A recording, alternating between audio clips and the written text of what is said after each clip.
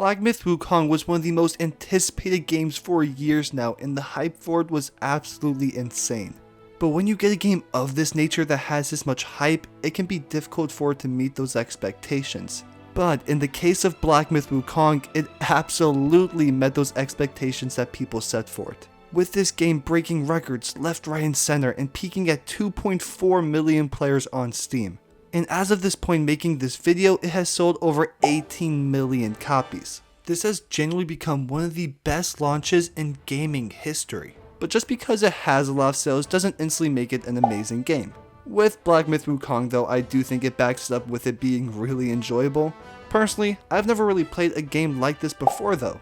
I know the creators kept saying that this game is not a Souls-like, and I don't think it is, but I think it has enough similarities.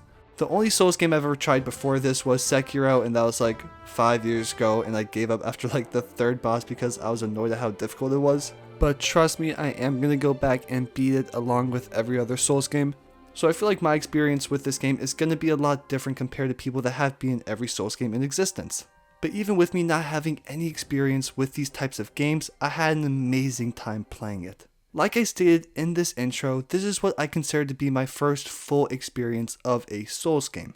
I know they don't consider it one and it isn't completely similar, but I'm just putting it in the same tier. With it being my first real experience with it, I really got a view on what people enjoy about these games. Because for the longest time, I could never see the fun with Souls games. Like, I always wanted to give them a go, but I always thought, how is fighting a boss over and over again enjoyable? But with Black Myth Wukong, I finally understood it.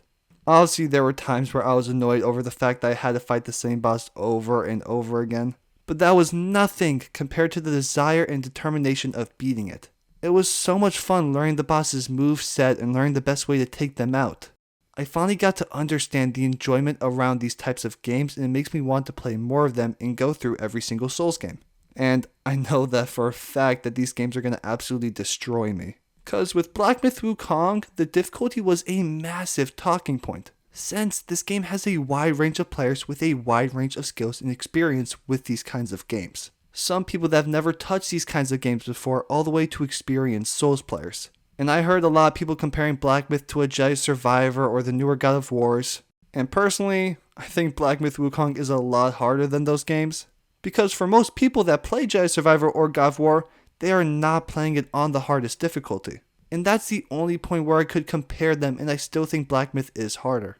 And for the people that go around bashing others for finding this game hard, please get a life. Because genuinely, the Souls fanbase is the most toxic and infuriating fandom of all time.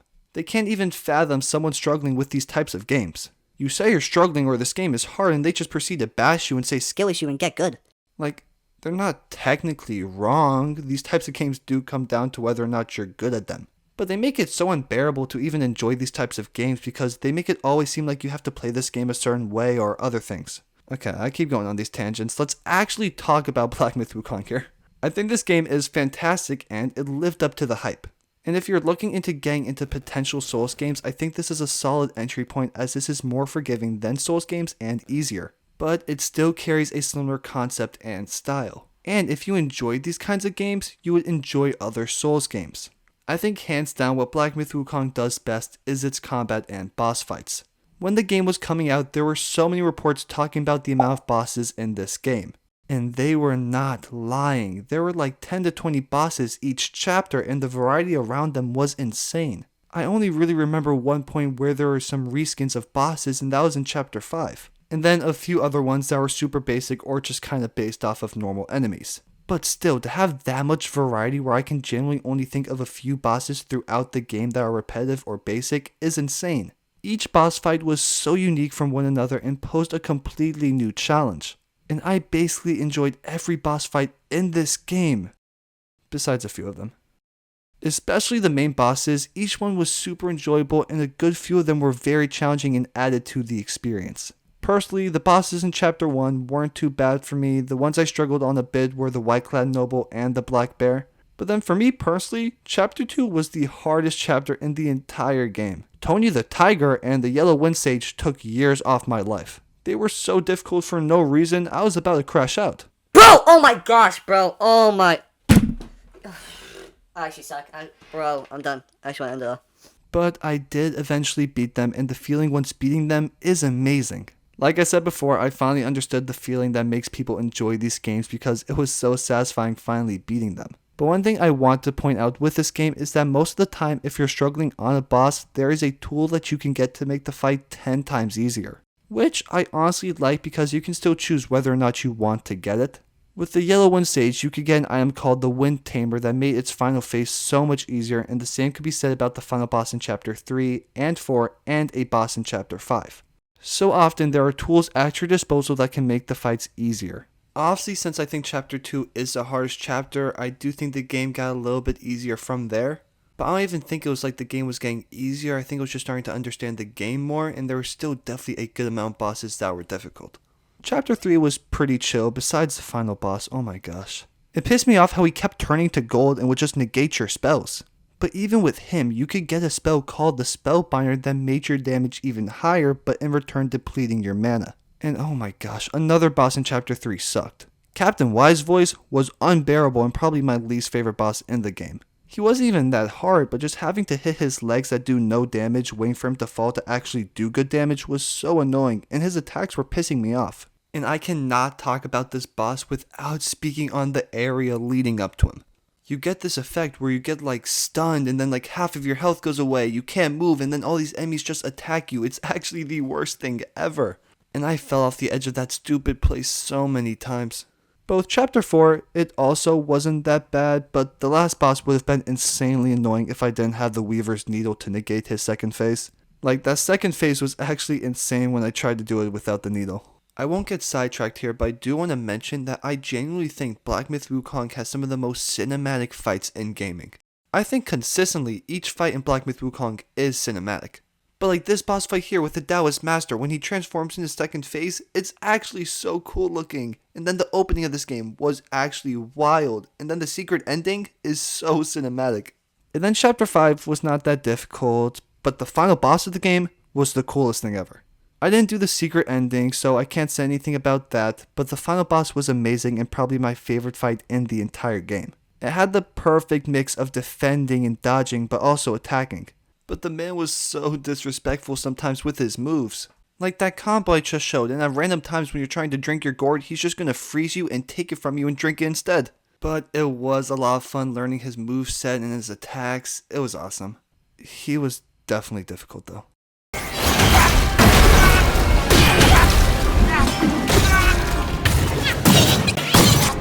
But even outside of the main story, there was so much variety with the bosses and so many cool quest lines with them. Like the long boss fights were awesome, then the Yin Tiger, the Duskvale, and so many more. Talking about the combat though, I really enjoyed even though there isn't the most variety. You only have one weapon the entire game with the staff that you can upgrade to get stronger and better ones, and the same with the armor. But with the armor, there was some cool variety with different boosts for stats. And I'm gonna be honest, the armor did look so cool in this game. And I also love the different transformations you could use from different bosses that you would beat. And the spells in this game were amazing. Again, there's not a crazy amount of variety with them, but the combat is just so enjoyable to me that I honestly didn't really mind. And I had fun trying out a few different builds. Like one focused around Spellbinder, and then just a normal build focused around my spells. But outside of the combat, this game does a lot well. Like graphically, this game is gorgeous. I love the art direction, and every single character felt so unique from the last, and I just loved all their designs. And each chapter had a completely different setting and environment, so I honestly never got bored of the game. Each chapter had a brand new area to explore with brand new enemies, so it kept mixing things up. And I love exploring each chapter and location. There were also some hidden areas throughout the game that were so cool to explore. And one big thing with exploration in this game is that there is no map. And for me personally, I have no issue with it whatsoever. Especially since this game isn't some massive open world, I don't think a map was necessary. And I'm definitely on the side of people that enjoy not having a map hold your hand from time to time and make you really explore the world and learn it for yourself. And some people did complain about the invisible barriers as well. Like when there was a place that looked explorable but then you run towards it and there's just an invisible wall. I can definitely see how that's annoying, but again, I really don't think it's that big of an issue in terms of exploration. I think this game does a great job of offering enough exploration to make this game not feel completely linear. But moving on from that and getting into the story, there's really not much for me to say about it. I'm not saying it's done poorly, but at least for me, the narrative is very confusing to follow and doesn't feel very cohesive. I think you needed a decent understanding of Journey to the West beforehand to fully grasp the story, which I don't think a lot of people are going to have when playing this game. So if you are looking at Black Myth Wukong and thinking about getting the game for its story, just don't, because that's not where this game shines. And again, it's not a bad story, it's just extremely confusing to follow and doesn't explain enough at all. Where this game shines is its exploration, its boss fights, and combat, and it does it amazingly. So if you're thinking about getting the game for those reasons, I would highly recommend it because they do all those aspects unbelievably.